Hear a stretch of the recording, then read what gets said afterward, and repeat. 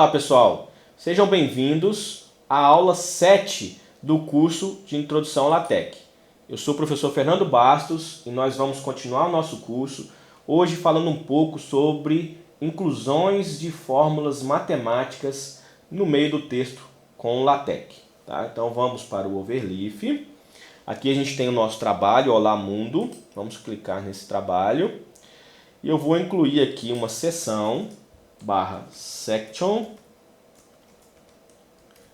inclusão de fórmulas matemáticas.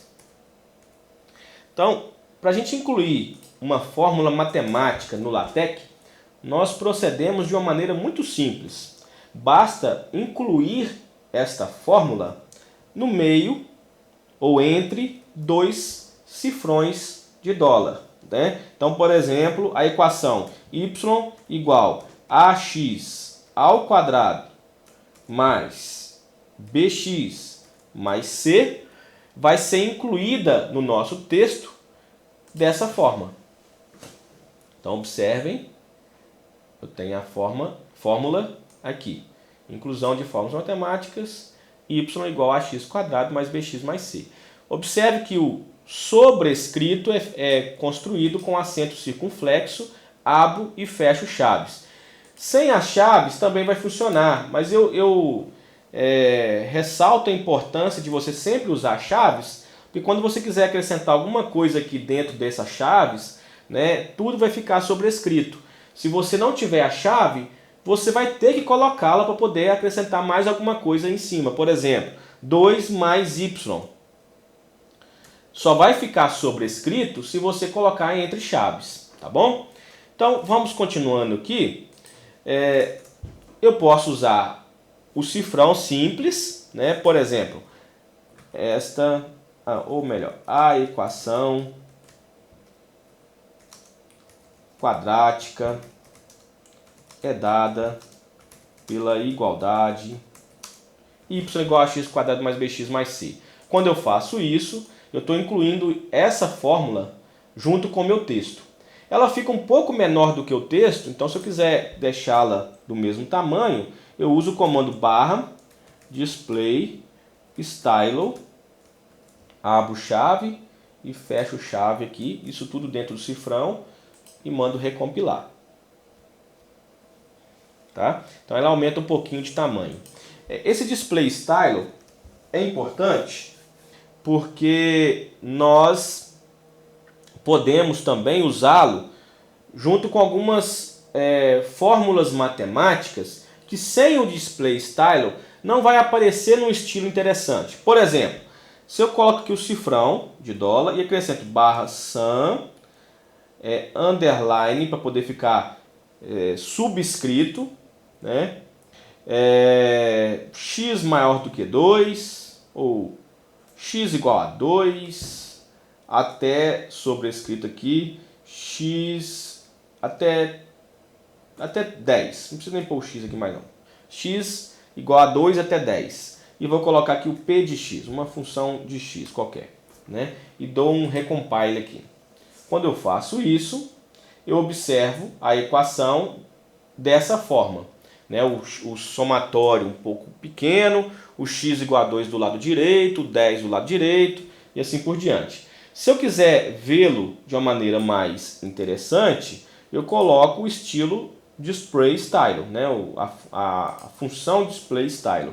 E vou observar agora a diferença nessas duas formas. Então tem aqui o somatório um pouco maior, o x igual a 2 sobrescrito, subscrito e o 10 sobrescrito ao somatório. Né? Então tem outras formas de eu incluir equações matemáticas.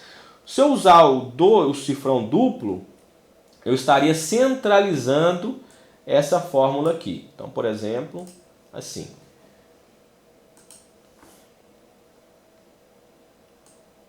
Tá vendo? Outra forma de fazer isso é colocando entre parênteses, barra invertida, parênteses, ou barra invertida, colchete também. Vamos ver a diferença entre as duas. A primeira vai ficar alinhada à esquerda, a segunda centralizado. Tá Então tá aqui as duas, olha só. Alinhado à esquerda, centralizado. Outra forma de acrescentar texto matemático no meu documento é criando o ambiente Begin Math. Então, aqui também é outra forma de acrescentar texto matemático. Então, acrescentei mais uma vez aqui o somatório. Ele fica alinhado à esquerda com o Begin Math. Né? Outra forma é usando o Begin Equation. Nesse caso do Begin Equation, você pode numerar, né, ou usar referência cruzada com essa equação, usando um label aqui. Então, barra label, abre e fecha parênteses. Vou colocar equação 1, EQ1, para mim poder referenciar essa equação no futuro. Então, vou colocar aqui mais ou menos, ó, a equação quadrática é dada pela igualdade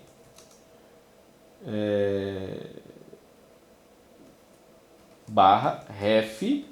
Então, referência cruzada, eu uso o label lá onde eu quero referenciar e o ref onde eu quero que a numeração daquela equação, daquela referência apareça. Então, barra ref EQ1. Né? Então, vamos compilar aqui para vocês entenderem a diferença. Tá? Então, observe. A equação quadrática é dada pela igualdade 1. Qual a igualdade 1? Essa que está aparecendo logo acima. Né? Na verdade, aqui não é equação quadrática. Né? Vamos pegar a equação correta. Então, seria essa daqui. Ó. Ctrl+C, Ctrl+V aqui. Tá? Então, observe que é muito fácil você corrigir isso aí. Então, ótimo. Agora, outra equação, por exemplo, outra função aí, que o display style, por exemplo, seria interessante. Quando você vai escrever um limite. Então, ponho aqui o cifrão um em cima do outro. Aqui abre e fecha o cifrão. Barra lim, underline, x, barra right, arrow, 2, são exemplo, barra frac, de fração, de x sobre x menos 2. Então, o que acontece aqui? Olha como fica a equação. Vamos pôr x aqui tendendo a 2 pela direita, com mais aqui em cima do 2. Tá? Então, tá assim. Observe que não está um limite legal. Né? Você vai escrever no seu texto que é o limite que esse x tendendo a 2 fica abaixo do limite. Então, o que você faz? Acrescenta o display style, barra display style. Abro chave e fecho chaves aqui. Então, vou recompilar e vou observar aqui. O limite está um pouco diferente. Eu acho que eu não coloquei... porque faltou a barra do limite. Olha só, o limite eu apaguei a barra sem querer, eu não percebi isso. Então, observe que o display style ele vai forçar para ficar num estilo melhor a sua equação. Se deu algum erro, você tem que verificar o que você escreveu aqui entre as chaves do display style, né, na sua equação. Então, faltou o limite aqui. O limite é uma função do LaTeX, então tem que usar o cifrão. A barra invertida, desculpa. Então, barra invertida, lim, x tendendo a 2. Então, ficou da forma correta aqui agora. Observe que essa fração, ela ficou um tamanho suficientemente bom por conta do display style. Tá? Então, às vezes, você quer incluir fração no seu texto. Então, por exemplo,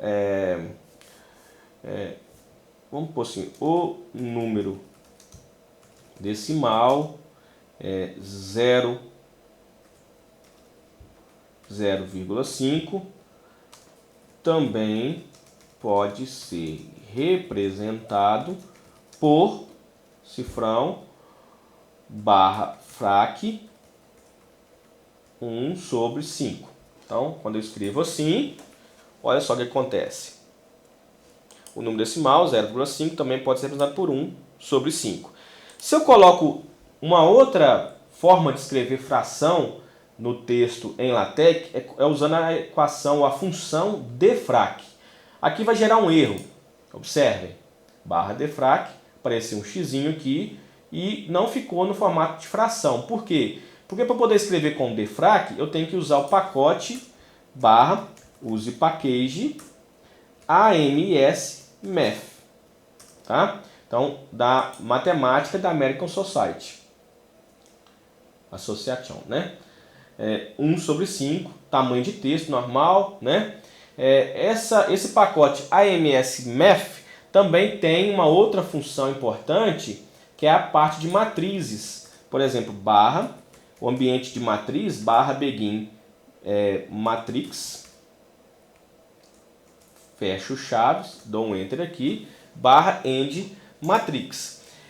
Quando eu faço isso, eu poderia colocar aqui, vamos pensar uma matriz 2 por 2, 2, vou pôr aqui, A, 1, o E caligráfico, o E comercial, para poder dizer que é 2 colunas, A, linha 1, coluna 2, barra invertida para quebrar a linha, A, underline, 2, 1, E, A, underline, 2, 2. E vou compilar aqui. Observem que não apareceu o parênteses, ou colchete, ou as chaves, ou a barra da matriz. Por quê? Esse comando begin matriz end matriz é um comando matemático. Então, para que ele apareça no meu texto, eu tenho que usar aqui o cifrão duplo. Ele vai ficar centralizado e vai funcionar agora. Então, a matriz está aqui. Quando eu coloco no ambiente matrix somente, eu não tenho aqui a inclusão do parênteses ou do colchete, etc. Fica só como se fosse uma tabela, né, no caso aqui 2 por 2, sem a separação aí as limitações da matriz. Então, para eu poder fazer isso, eu coloco, por exemplo, para parênteses, o B matrix. Então, begin matriz, begin, barra, begin, B matrix. Então, vou ver o que os parênteses. Desculpa, o colchete. O P matrix, se eu não me engano, é os parênteses. Então, P matrix. Poderia também colocar o B maiúsculo. Vamos ver para que serve o B maiúsculo. B maiúsculo já é para chaves. Poderia também ver V minúsculo. V minúsculo é para barra. Acertei? E o V maiúsculo é para módulo. 2 barras. Né? Tem gente que coloca módulo como se fosse uma barra só também. Né? Então tá aí vários formatos do ambiente matrix, né? do pacote AMS Math. Então a gente viu aí várias formas de incluir equações matemáticas no seu texto. Nós vamos parar por aqui, porque a aula eu não quero que passe muito, no máximo aí 12, 15 minutos. E a gente continua na aula 8 falando mais um pouco sobre ambientes matemáticos, inclusões de fórmulas e inclusões de gráficos ou de imagens no LaTeX. Nós vamos continuar essa apresentação na aula 8. Muito obrigado e até a próxima aula. Um abraço.